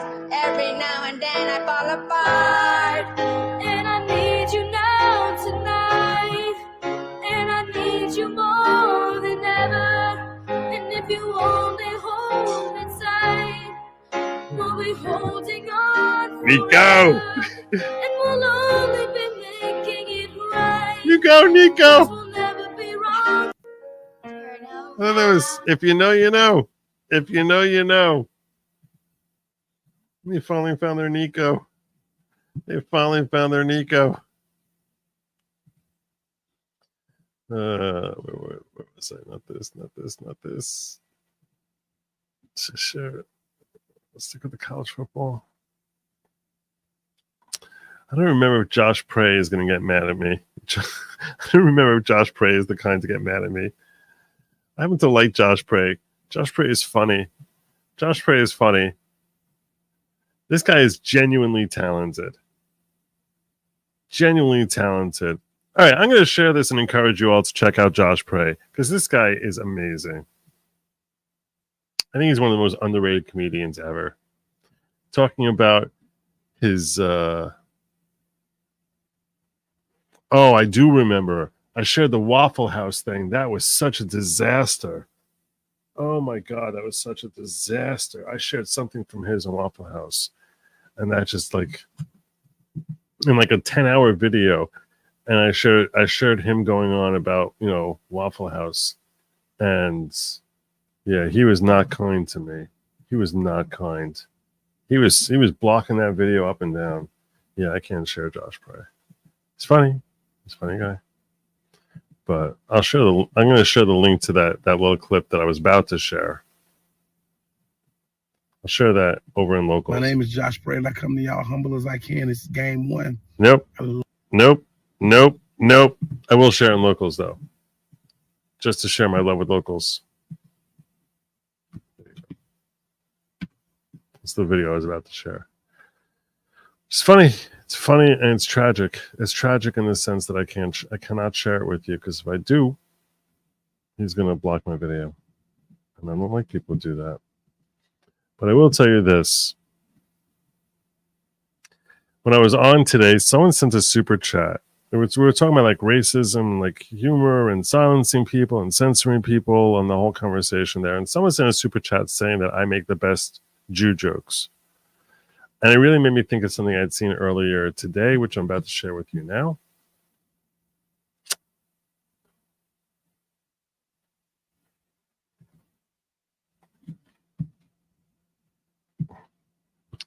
Flying Spirit Airlines. This is how a comedian's brain works. This will sum it up perfectly. I was on a Spirit Airlines flight, and there was like a medical emergency. You know when they come on, they're like, is there a doctor on board? And everybody was panicking, and I was just like...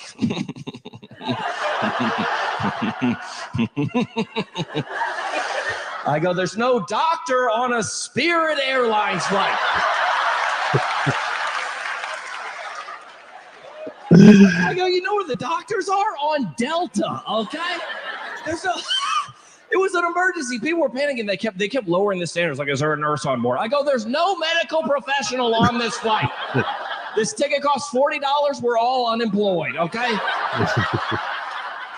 They just came back on a second later. Has anyone dropped out of nursing school? They just like, has anyone seen Grey's Anatomy? Like, this girl's like, I was a nurse for Halloween. We're like, well, get in here and help us out. This is how a comedian's brain works. I thought that was really funny. And then when I first heard this, I was like, of course there's a doctor on there. He was Jewish. How can there not be a doctor? How can there not be a doctor? I don't understand. That was the first thought I had. I was like, that's how the joke's supposed to end. That's how the joke's supposed to end.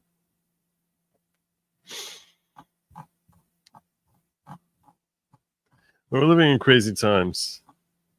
Where it's like I look at things sometimes and I'm like, I don't know how to take what I'm looking at here. There was a video that came on my timeline on Friday. And I was actually sharing this with my family. There's a video that came in, and the caption on the video was, "Whose fault is this?" And you see a video of a car making a right turn. And in the video, so the car is making a right turn, and there's a motorcycle in the, that's, I don't know if it's in like a, it's like a sort of shoulder or whatever it is, that's tearing along, tries hitting the brakes, smashes into the turning vehicle, massive explosion and fire. It looks like there's no way the motorcyclist survived this collision. And this video had, I don't know, something like 800 likes. All right. The top comment was this. This was the top comment. So you have this crash. Caption, whose fault is this? And the top comment on this video was, I can't figure out exactly how, but given what we know about history, it's the Jews' fault. And I saw this and I started laughing out loud. I thought this was genius. I thought this was friggin' hilarious. I was like, that's really good. That's really good. That's really, really good. I was like, that's really funny. Because it's like, you know, why not, right? So I thought it was genius, and I was about to give it a like, and then I went and looked at. Then I looked at this, the author, at his profile. I went through his timeline, and it is all like straight out of Mein Kampf type of like, so Jews are going to take over the world. It's like, I was like, oh, wait, he's not joking. He's not freaking joking. As a joke, it's really, really funny. When the guy is like totally serious, that's really not funny. That's really not.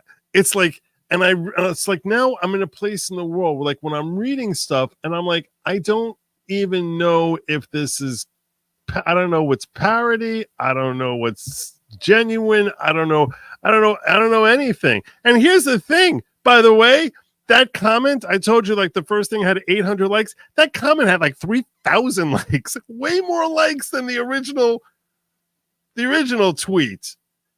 This comment got, I was like, and that sort of made me feel like horrified. But then I was like, I don't know, maybe most of the people reading are laughing also, because that's freaking genius. I was like, so it's such a weird time we're living in now. I don't even know what I'm reading. And it is. It's like the same way they're going to blame this on Trump. Like it's like, yeah, okay, fine. And I guess that's true. It doesn't matter if he's joking or not. If it's funny. But like when I hit it is. I'm telling you, I laughed out loud when I read it. It was like just the way he worded it. Also was like, I can't really explain how, but given history, it's the Jews' fault. It was like that's how I was like, man, that is just so perfect. That is so perfect. It's the sort of joke that my wife would never laugh at. She'd be like, oh my gosh, it's horrible. But like, I think it's like just freaking genius. But then like when you realize the guy's not joking at all, I'm just like, wait. It's like I was sitting here laughing my way into like, some KKK rally here. I don't know what I'm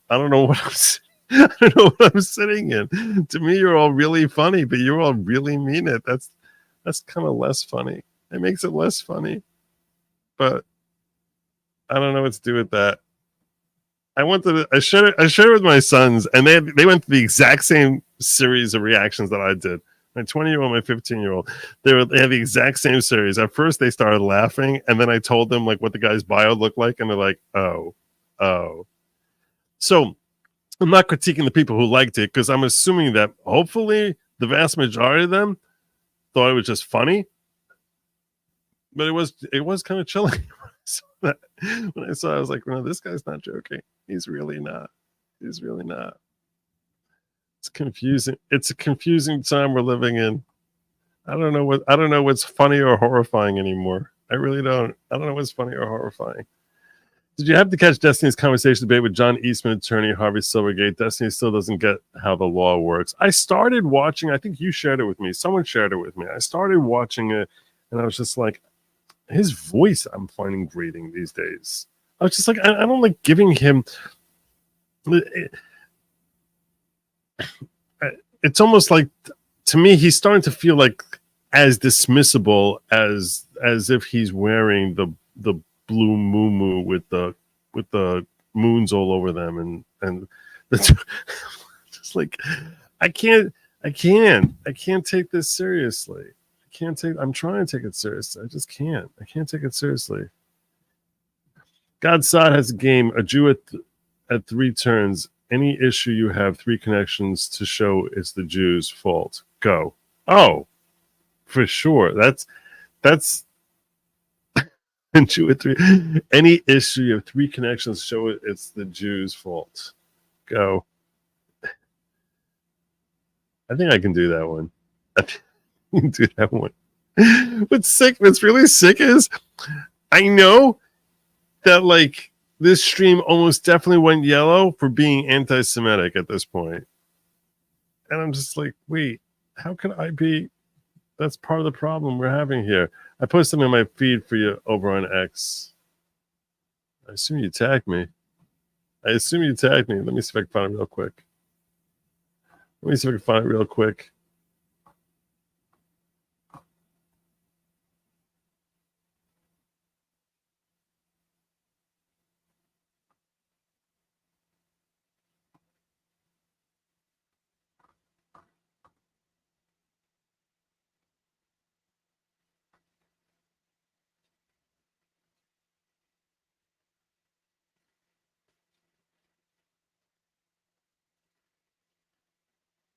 Hmm.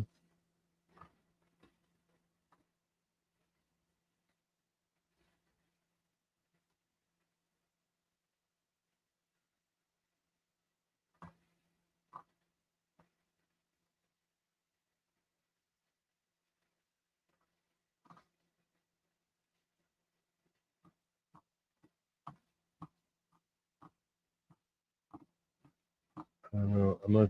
I'm not seeing it. Not seeing it here.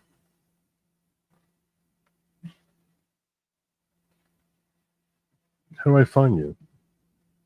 Coming back, you should see what we do with weather. What? Oh, the juice. Yeah, I guess weather, I mean, with that God Sod game, the weather is probably like a tricky one. Tsunami. Japanese tsunami.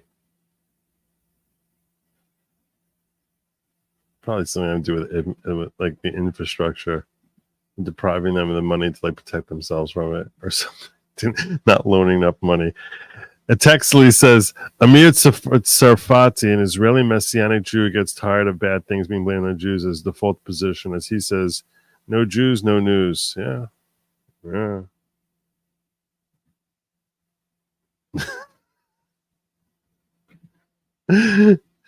This is not. I want to be clear here. This is not what's going to be. This is not the tracksuits. Okay, this is definitely not the tracksuits. Definitely not.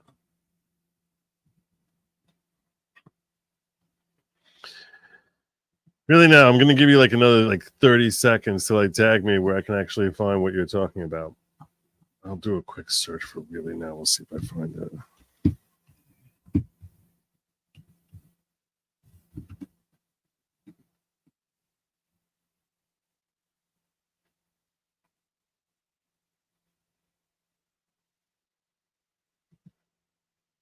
No, I don't see it. This is not going to happen. All right.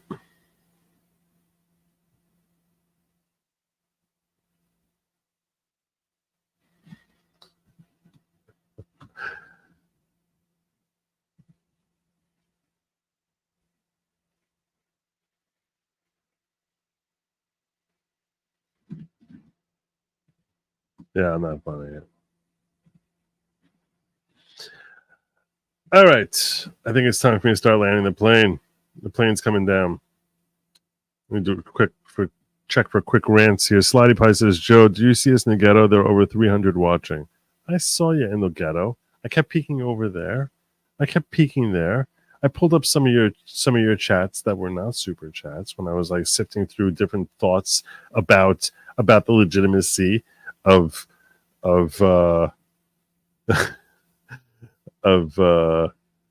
Quirrell there, talking about the forces that were running SEAL Team 6, Professor Quirrell. But no, yeah, I've been watching you. I've been watching you very closely. I responded to Dom. I pulled up Real Patriots Party when he was critiquing that story and saying, "Why are you sharing this crap with us?"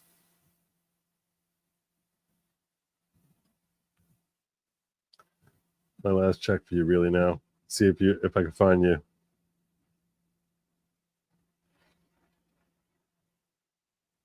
Nope, I'm not seeing it. The effort was there on my part.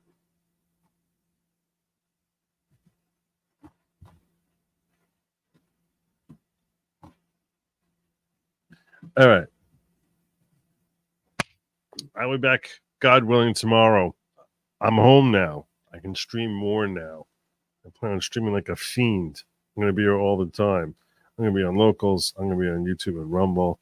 I'm going to be everywhere. So in order to find out when and where you can find me, you got to go to goodlogic.locals.com. That's goodlogic.locals.com. That's where all this stuff comes filtering in. Also, if you are in the league, I'm asking you to send me money because drafting is Tuesday night, 7 p.m. Eastern. So that's coming. Go to Locals for some pirate videos. That's another cool thing you'll get there. That's at goodlogic.locals.com. While I'm here, I should just remind you all, by the way, if you can just like and subscribe, I'd appreciate it. Like, subscribe, drop a comment, feed the algorithm, feed it, and I'll catch you all tomorrow. Between now and then, your two jobs. Number one, don't eat any lab meat.